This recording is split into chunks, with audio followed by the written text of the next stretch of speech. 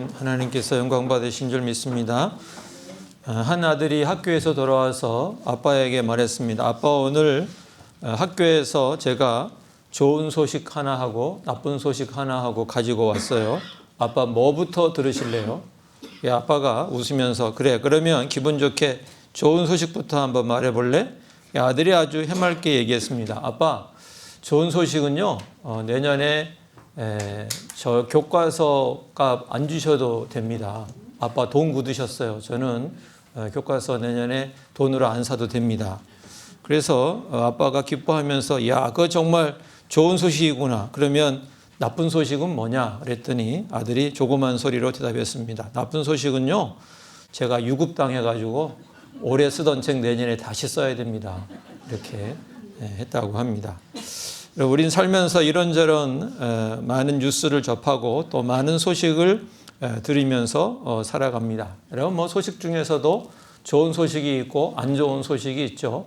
다른 사람에게 좀 널리 알리고 싶은 그러한 뉴스도 있지만 그냥 나만 알고 덮어버리는 그러한 뉴스도 있습니다. 실패했거나 또 어려움을 당했거나 또 몸이 아프다고 하는 소식은 가능한 한 좀 숨기고 싶죠. 또 다른 사람이 그런 것은 좀 몰랐으면 하는 마음에서 우리는 전파하지 않습니다. 그렇지만 반대로 정말 좋은 소식, 기쁜 소식이 우리에게 있다면 우리는 알리고 싶은 것이죠. 그래서 우리 자녀가 좋은 일을 경험했으면 우리 알리고 싶고, 또 우리 집에 좋은 일이 생기면 손주가 학교에서 상을 받았다 이렇게 해도 알리고 싶습니다. 입이 근질근질해서 참기가 쉽지 않습니다. 동네방네 다 얘기하고 싶고 만나는 사람에게 그것을 자랑하고 싶은 것입니다. 그렇다면 여러분에게 정말 기쁜 소식이 있을 때, 정말 인생에서 한번 올까 말까한 정말 기쁜 소식이 생겼을 때, 여러분 그 기쁜 소식을 누구에게 가장 먼저 알리고 싶겠습니까? 아마 여러분이 핸드폰을 들어서 가장 먼저 알리고 싶은 사람은 내가 정말 사랑하는 사람, 또 내가 정말 소중히 여기는 사람, 그리고 내 기쁨을 같이 기뻐해 줄 수 있는 그런 사람에게 아마 그 소식을 가장 먼저 전할 것입니다.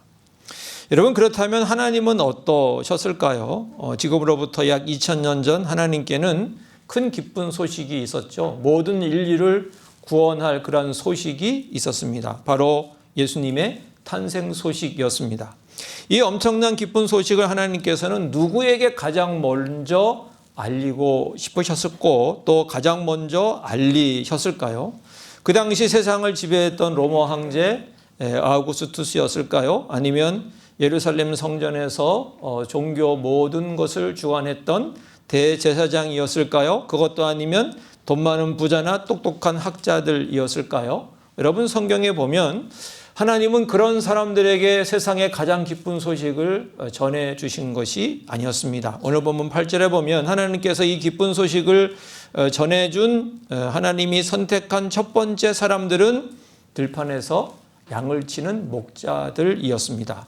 오늘 본문에 우리 8절부터 10절까지 말씀을 우리 아까 읽었지만 다시 한번 같이 읽어보겠습니다. 시작. 그 지역의 목자들이 밤에 밖에서 자기 양떼를 지키더니 주의 사자가 곁에 서고 주의 영광이 그들을 두루 비추매 크게 무서워하는지라. 천사가 이르되 무서워하지 말라. 보라, 내가 온 세상에게 미칠 큰 기쁨의 좋은 소식을 너희에게 전하노라. 하나님의 선택은 하나님께 정말 가장 기쁜 소식을 가지고 있었을 때 주님께서 그 기쁜 소식을 가장 먼저 전해 주는 그 사람은 바로, 그 대상은 바로 목자들이었습니다. 우리는 크리스마스 카드에 나오는 그림 때문에 이 목자들을 좀 낭만적으로 생각합니다. 예쁜 지팡이를 들고 또 우리 평화롭게 앉아있는 모습으로 우리는 목자들을 생각을 합니다. 그렇지만 예수님 당시에 이 목자는요, 그렇게 평화를 누릴 만한 사람들이 아니었고 사람들에게 존경받는 그런 사람들도 결코 아니었습니다. 그 당시의 목자는요, 환영받지 못하는 직업이었습니다. 그 당시 랍비 문헌을 보면 목자는 부정한 직업으로 분류가 되었습니다. 짐승들과 뒹굴며 살기 때문에 제대로 씻지를 못해서 그 사람 주변에 가면 냄새가 났습니다. 또 안식일에도 양을 돌봐야 했기 때문에 율법에 따라서 안식일을 지키는 것도 어려웠습니다. 그래서 사람들은 목자들을 무시했고 심지어는 법정에서 증인으로도 설 수 없도록 했던 것입니다. 한마디로 말해 그들은 그 사회의 가장 밑바닥에 있는 사람들, 투명인간 취급을 받는 사람들이 주목하지 않고 무시했던 사람들이 그 당시 목자들이었습니다. 그런데 왜 하나님은 그들을 선택하셨을까요? 왜 하나님은 그들에게 가장 먼저 인류의 가장 기쁜 소식을 그들에게 전해 주었을까요? 오늘 본문 8절에 보면 그 목자들이 자기 양떼를 지키더니 라고 이렇게 말씀을 합니다. 세상 모든 사람들이 잠든 시간, 편안하게 쉬고 싶은 그 시간에도 그들은 자기들에게 맡겨진 그 일을, 그 자리를 떠나지 않았습니다. 비록 사람들이 알아주지는 않는 그러한 천한 일이라 할지라도 그들은 묵묵히 밤을 지키면서 자기에게 맡겨진 일에 성실했던 것입니다. 하나님은 바로 이러한 모습을 귀하게 보신 것입니다. 하나님이 찾으시는 사람은 대단한 종교적 업적을 쌓은 사람이라기보다는 하나님은 화려하지 않아도 남들이 보지 않아도 묵묵히 자신의 삶의 자리를 성실하게 지키는 사람을 하나님께서는 주목하시는 것입니다. 우리 사랑하는 성도 여러분, 그렇다면 오늘날 이 시대의 목자는 누구일까요? 하나님은 이 시대의 어떤 사람들에게 하나님의 가장 기쁜 소식을 전해 주실까요? 바로 치열한 삶의 현장을 지키고 있는 바로 우리들입니다. 제가 여기 와서 정말 새삼 다시 느끼게 된 것은 이 농사라고 하는 것이 성실하지 않으면 안 되는구나 하는 것을 새삼스럽게 더 느끼게 되었습니다. 이게 그 딱 시기가 있어서 그 시기에 그 해야 할 일을 하지 않으면 농사를 망치는 경우가 참 많이 있더라고요. 그래서 주일날도 성실하게 그 자리를 지키지 않으면 농사하기 그리고 열매를 거두기가 어려운 직업이 농사일이구나 하는 것을 또 알게 되었고, 또 농사만이 아니라 우리 믿음의 우리 성도님들이 하시는 대부분의 일들이 다 그런 것을 보았습니다. 하나님께서는 가족을 지키기 위해서 또 가장으로서의 책임을 위해서 이런저런 일을 다 마다하고 늦게까지 일하고 또 더우나 추우나 농가밭에 나가서 일하는 바로 이 성실하게 우리의 자리를 지키는 이 우리들을 하나님께서는 주목해 주시는 것입니다. 또 아픈 몸을 이끌고 가족을 위해 밥을 짓고 골방에서 자녀들을 위해 눈물로 기도하는 우리 어머니, 우리 아버지들을 하나님께서는 주목해 주시는 것입니다. 우리 교회 우리 권사님들 뵈고 보면 또 집사님들도 그렇고 참 이 섬김과 봉사의 자리를 늘 지키시는 그 모습을 보게 됩니다. 몸이 아프셔도 또 이런저런 바쁜 일이 있어도 그 해야 할 봉사의 자리를 꼭 지켜서 나와서 섬기는 것을 볼 수가 있습니다.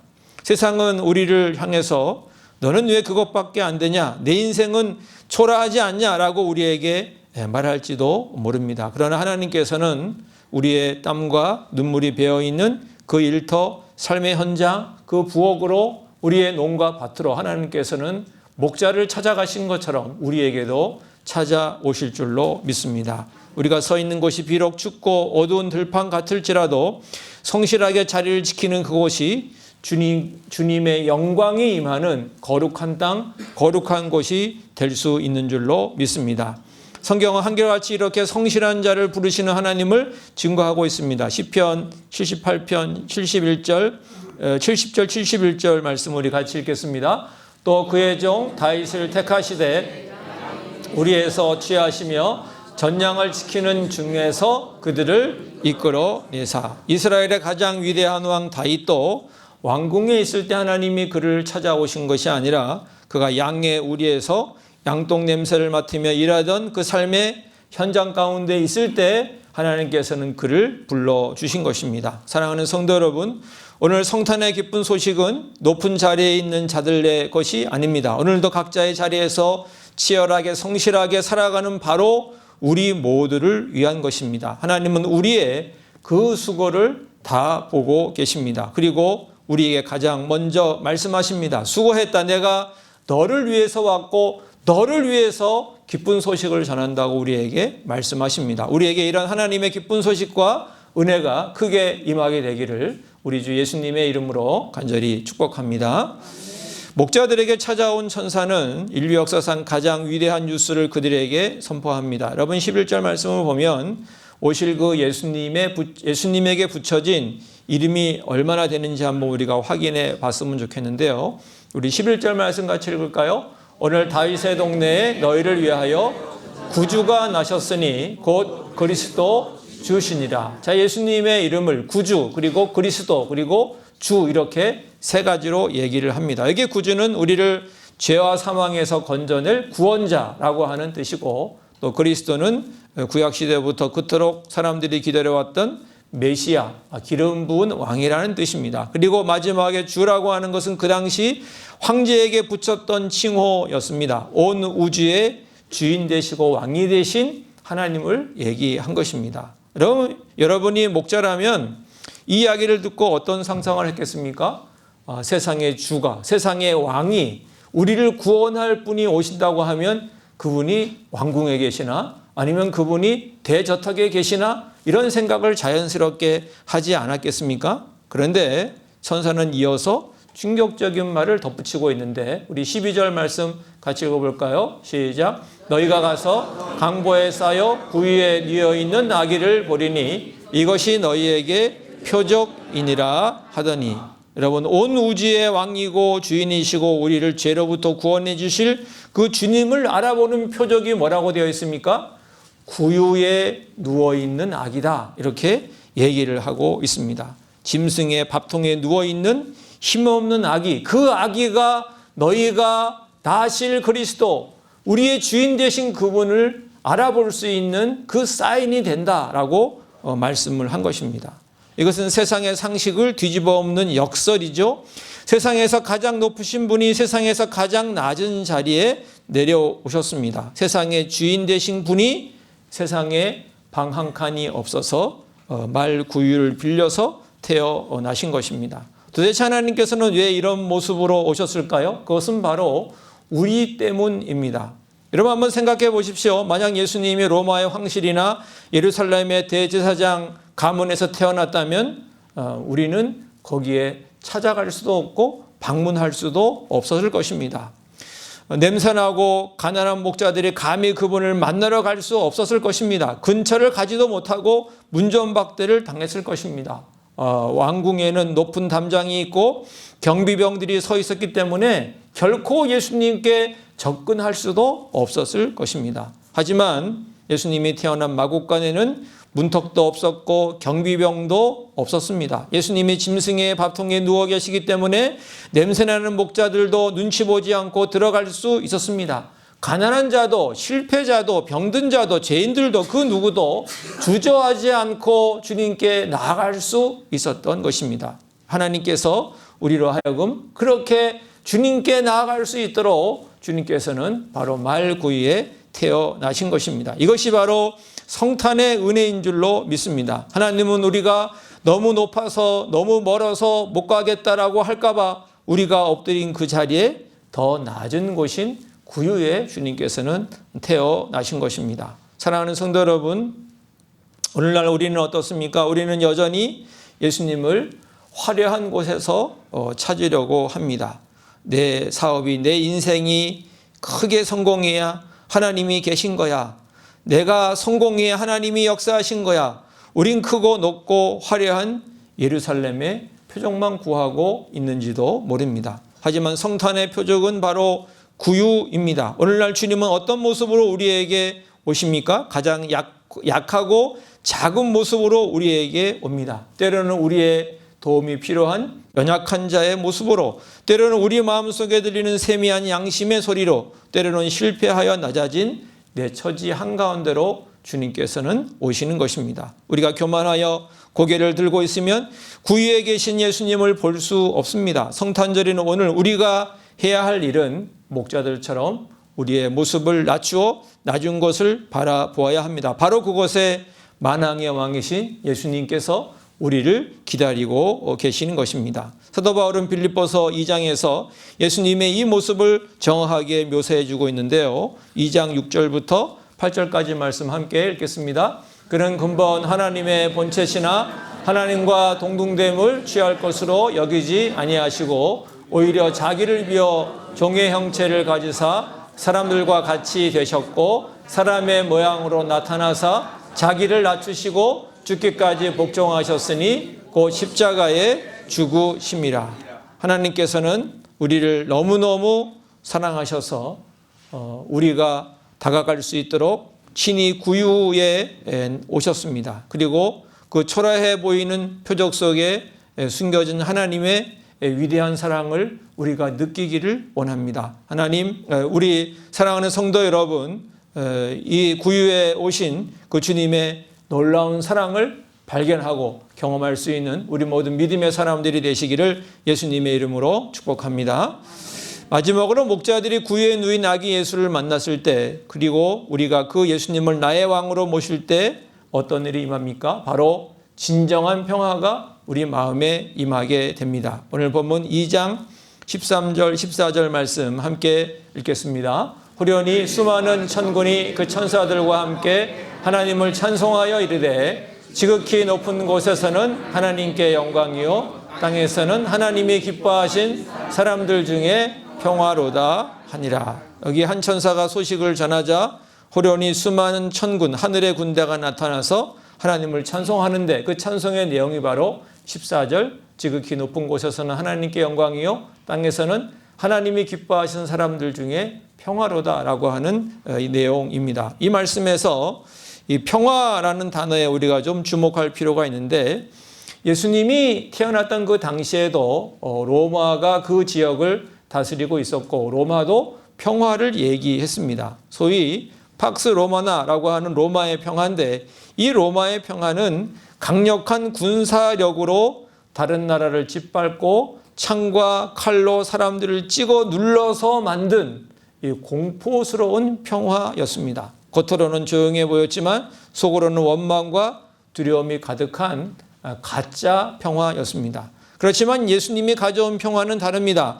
하늘의 군대가 나타나는데 그들은 칼을 들지 않고 그 군대가 찬송을 합니다. 예수님의 평화는 남을 죽여서 얻는 평화가 아니라 자신이 낮아지고 희생하고 죽음으로써 우리를 살리는 평화입니다. 죄로 인해 원수되었던 하나님과 우리 사이를 화해시키고 막힌 담을 허무는 온전한 회복의 평화가 바로 주님께서 우리에게 주시는 평화인 것입니다.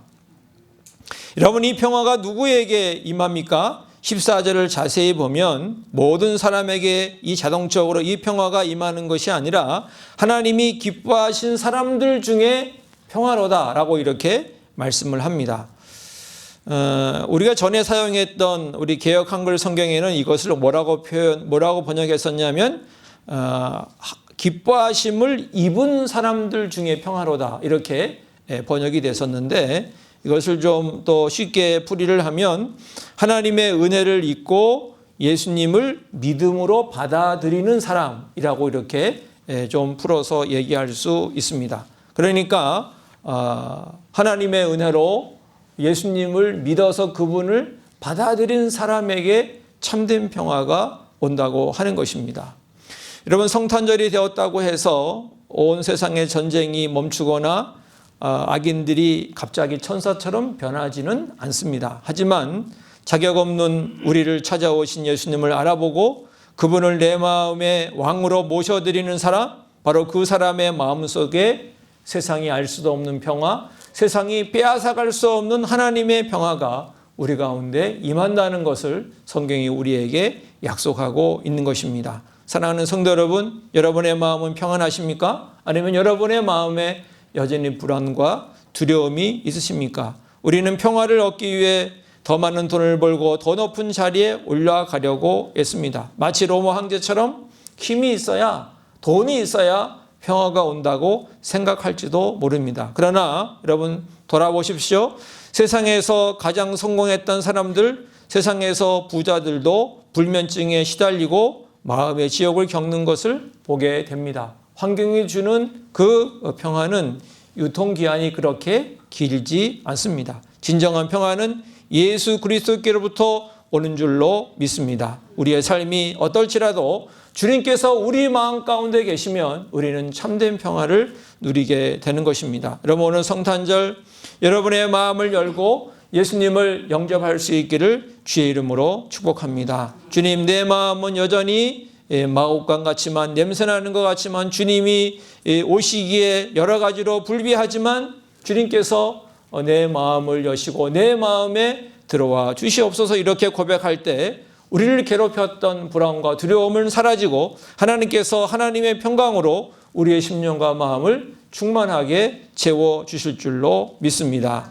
요한복음은 14장 27절에서 예수님께서 하신 말씀을 이렇게 우리에게 말씀해 주고 있는데, 우리 함께 읽겠습니다. 평안을 너희에게 끼시노니 곧 나의 평안을 너희에게 주노라. 너희가 너희에게 주는 것은 세상이 주는 것과 같이 아니하니라. 너희는 마음에 근심하지도 말고 두려워하지도 말라. 세상이 주는 것과 같지 않은 평화, 가장 낮은 곳에서 시작되어 가장 높은 영광에 이르는 이 신비한 평화가 예수님을 영접한 우리 모든 믿음의 사람들의 심령과 마음 가운데 가득하게 되기를 우리 주 예수님의 이름으로 간절히 축복합니다.